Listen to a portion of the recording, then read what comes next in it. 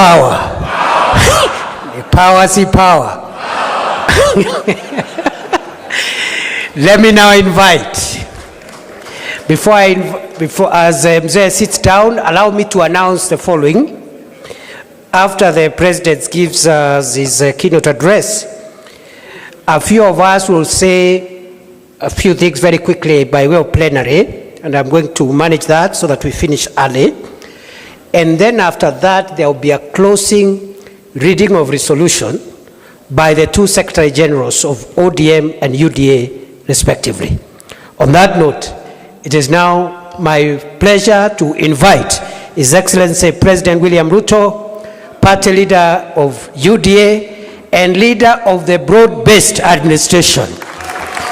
Ni power si power. Thank you, my friend.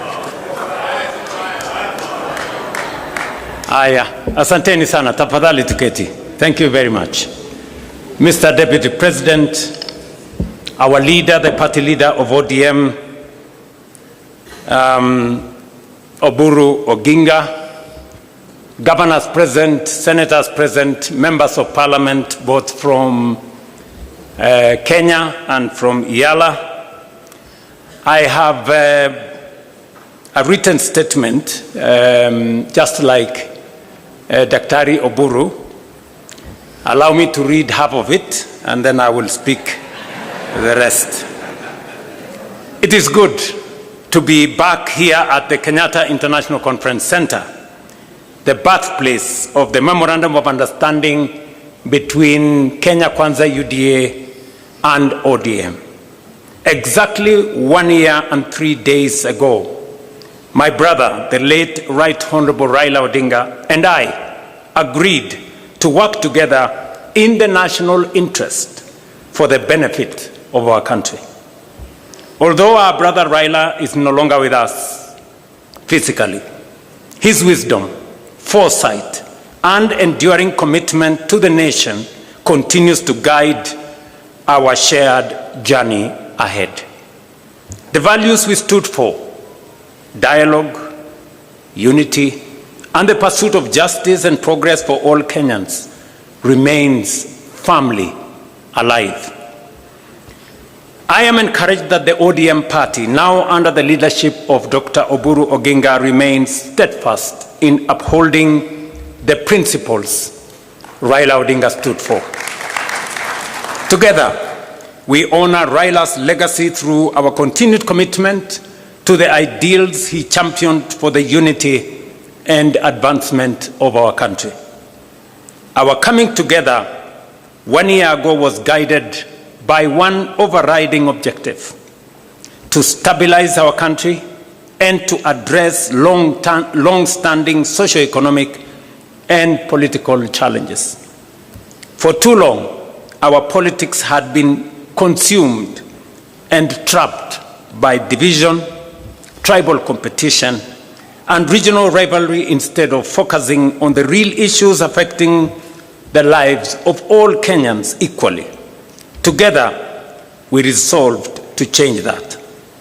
Today's joint parliamentary group meeting between the two parties is therefore significant, not only because it reflects the spirit of that agreement, but also because of the responsibility we carry as leaders to deliver on commitments made to the people of Kenya. We had planned to mark the first anniversary of the signing of the MOU on the 7th of March by assessing the progress made in implementing the agreed agenda. However, as you all know, in the days leading up to that date, our nation suffered a tragic loss.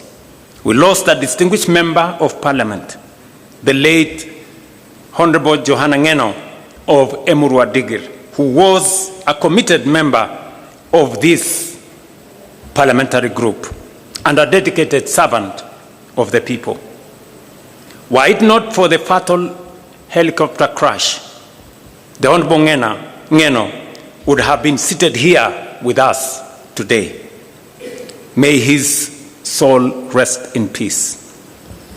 Ladies and gentlemen, the MOU between UDA and ODM was built around a 10-point agenda drawing largely from the recommendations of the National Dialogue Committee, or commonly known as NATCO.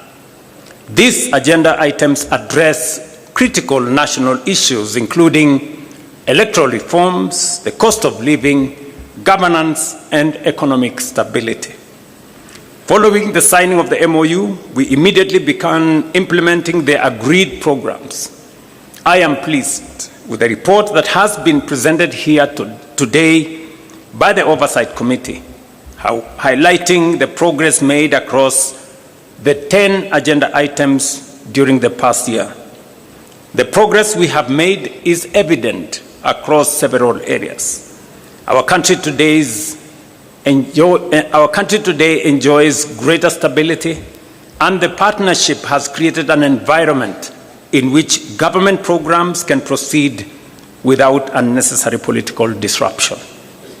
Opportunities for our young people are expanding, with government programs now reaching hundreds of thousands of young people across the nation. Through initiatives in housing, health, agriculture, education, the digital and creative economy, as well as the labor mobility programs, we are deliberately expanding new avenues for employment. Allow me, ladies and gentlemen, to paraphrase, because I have been particularly meticulous in trying to find out where we are in the process of implementing the 10-point agenda. And just for the record, the 10-point agenda was not imposed on us. The 10-point agenda was our commitment, voluntary commitment between our parties in respect to the people of Kenya. There are some people who want to appoint themselves supervisors, as if we made the commitment to them. We did not make the commitment to them. We made the commitment to the people of Kenya. And our responsibility and reporting is to the people of Kenya. And let me say the following. We did this, and we set the standard very high ourselves, because we believe that is what we should do for the people of Kenya. Not because anybody forced us, not because anybody imposed it on us, but it is because it is our commitment that Kenyans deserve a higher standard of leadership and delivery. I know the matters of NADCO has been spoken very ably by the presenters of the report. We all agree that one of the most pertinent issues in NADCO was the issue of electoral reforms, and especially the appointment of commissioners to the IEBC. You remember very well that that was a very big debate. Today, we have gone through the process. The court processes have been dispensed with, and today we have a functioning Independent Electoral and Boundaries Commission. It has already conducted several by-elections, and as a show of confidence in this broad-based administration, all the parliamentary elections that have been held have been won by broad-based. I said all of them. Yes, just for good record, and we are not Atusemi. That's what it is. Yeah, those are the facts. In fact, the last by-elections that were held, of the 4 seats that were in contest, broad-based won all of them. Again, for good record. But that is not what I'm trying to say here. I'm trying to say that we are faithful to our commitment. On matters to do with legislation that is there in Parliament, we know there has been back and forth between the two houses. We will be recommending in this PG that we have a broad-based negotiating team. One that is going to sit with both houses of parliament, comprising membership from both houses of parliament. Because if broad-based decides, parliament will decide. Is that true? Yes.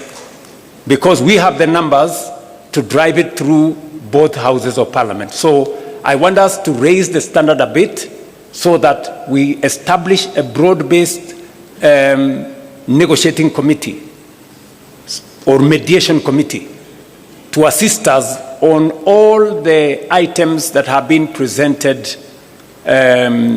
for legislation in Parliament by NADCO.